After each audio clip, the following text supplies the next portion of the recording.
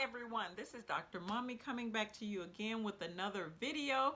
Today is Thursday, so I am here to do my week 3 budget recap for the paycheck from week 3, which was last Friday, June 21st.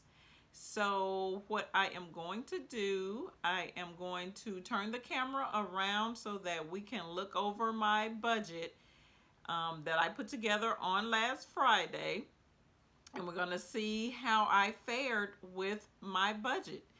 Were there any things that I added? Were there any things that I forgot about? Did I stick to my budget? So we're going to turn the camera around so that you can walk through my budget with me, and if there are any added pieces to the puzzle, then we will review those as well. And also I am going to start my charts today. Yay! Because this past week I did pay toward one of my debts. So this is the chart that I will start today, the second mortgage chart. And also we're going to go downstairs to my other dry erase board where I actually pretty much do the same thing. It's just where all my debts and expenses and everything are in one area. So we're going to go down there, and I'm just going to show you how I, change my numbers on that board as well. So give me a few minutes and I will turn the camera around. All right, everyone, we are back, and if you can recall, this is my budget sheet that I hashed out last week. So as you can see, you remember how I went through everything, and I came up with my totals and the amount of monies that I need to put away and all of that. So it came to a total of $685 that I need to put away into my bill savings account for bills that are not due this week. But remember, about the ones with the asterisk beside them, those are the ones that I did satisfy this week. And I actually did stick to this budget. I was able to send the $226 and $222.86 to my second mortgage as an extra payment, along with the auto insurance, the household expenses, which I get out in cash, and then the children's savings account. Everything else was put away for another week. So yeah, as it relates to this page, I did follow through with the budget. Exactly. Now we're going to flip over to the next page so I can show you if I stuck to my budget or not. Dun, dun, dun, dun. As you see, I do have some items on this page. Here were some expenses that I had not planned for. First of all, we have a pool party here. My daughter decided she wanted to do a little get together with 4 or 5 of her friends, and they decided to do a pool party, and with the pool party come a few expenses like food. So we had to get food, and so that was not a part of the budget. I did go back and I looked into my log on my checking account, on my online account, and I was able to get that total. So that amount came to roughly $52 in food and items, drinks and snacks and chips and that type of thing. Then my daughter, she actually did one of my other daughter's friends' hair, and I actually will give her money for doing that. And that total was $10 that she did over the weekend. Then the oldest daughter is preparing to do the ACT test, and that total came to $50.50. And then lunch at work. Your girl did not want to cook, obviously, this week or take her lunch. So 3 out of the 4 days, today is Thursday. So on Monday, Tuesday, and Wednesday, I ate lunch at work. So I have my calendar here. My calculator. Let's go to the calculator here so that we can tally those up real quick. let's see, we got $6.46 plus another $6.46 for Tuesday and $4.34 for Wednesday. That came to a total of $17.26. And then there was I know I said in another video about my rental property, we're getting ready to change tenants. So we had a couple of repairs last minute repairs we need to do. And I had to pay $40. Now, what we're going to do a recap here, because remember, I always have, if we go back to this page, this cushion here. So remember, my checking account pretty much has money that stays in it. It's $26.15 and it continues to add up. So when I have expenses such as these expenses, it really doesn't bother me, that they happen to take place, because I have them covered.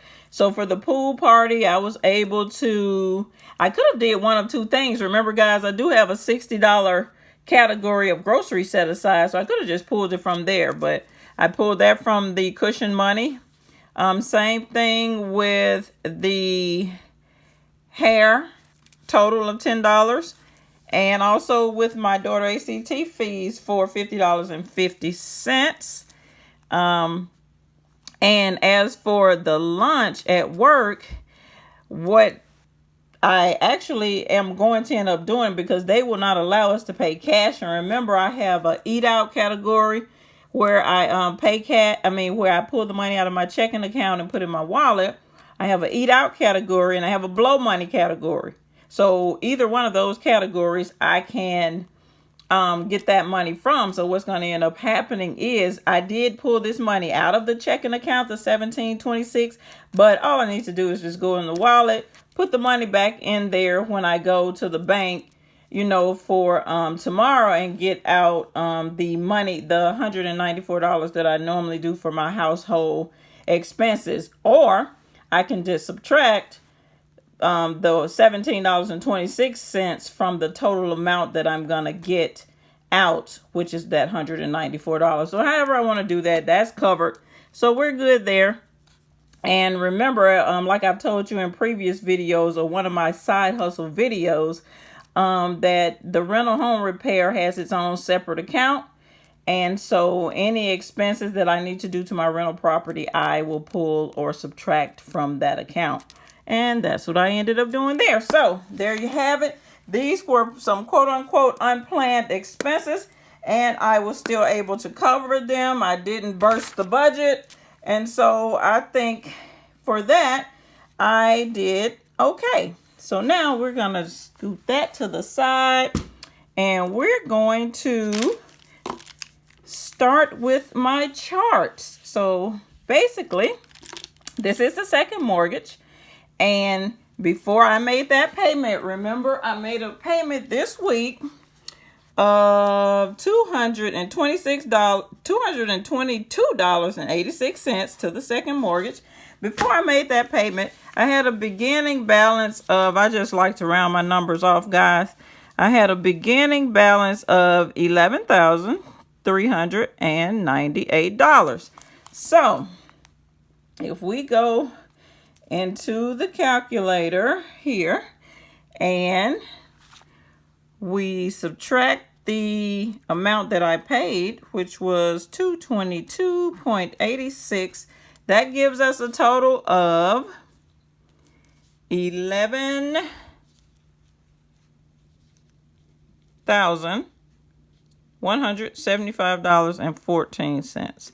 So that's how I'm going to kind of start this thing off. So that's my balance as of today. Today, Thursday, June the 27th. So we're going to highlight that section, and we're going to get this thing going.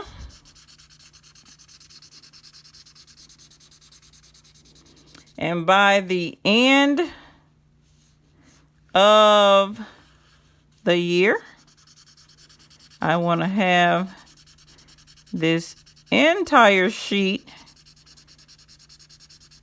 highlighted, because my goal is to pay this off in December. Now, if you can see up at the top of this second mortgage, I have week 1, 2, 3, and 4. What that means is that I send an extra payment or a payment toward this second mortgage every single time I get paid. So that's what that is. If you'll see here on my other sheet, my mortgage, just my regular mortgage, is paid in week 2, and the student loan is paid in week 4. So what I'll start doing is whatever week that I pay on these debts, I will bring these sheets so that we can highlight them off together. And also I am going to make sure I hold myself accountable by putting payoff date on top. Payoff date is going to be December 31st. 2019 or sooner. Okay, so I gotta get at it, guys. So basically I got to find somewhere overtime, side hustles, when I do little projects for my uniquely inspired design business, some rental income, whatever I need to do to make sure that I meet this goal of December 31st, 2019. So I need to find $11,175.14. Now I'm going to take you downstairs where I normally go and change the balances on my whiteboard as well. Okay, everyone, we are now downstairs in my junky office, and I'm going to show you here what I normally do on this board. I'm holding the camera, so I'm going to have to try to make this work with one hand. So basically, as you can see, this is that primary property second mortgage. Remember, it has the same balance that it had up there initially on the sheets, the highlight sheets or debt tracking sheets or charts. So what I normally do, I come down here and I just erase the amount and put the new amount up there. And see, as you can see, I was shooting to try to pay it off in September, but that's unrealistic. Well, you never know. I may be able to get it done. Who knows? But I changed it to a more real date for me, which is December of 2019. So yeah, remember I showed you this board early on in my video recording days, and it just pretty much houses my monthly income, my monthly expenses, and my debts. But yeah, and as you can see, I have crossed off some things, so I have been doing this way before I started recording. So yeah, I just wanted to kind of give you guys a glimpse of what I do on a weekly basis and how I try and hold myself accountable with tracking mechanisms. So I am going to end this video for now, and of course you will see me tomorrow for my week 4 budget. And this is a Dr. Mummy. Please like this video, leave a comment below, and consider subscribing to my channel. Remember, we dream big, but start small around here. See you later. Peace.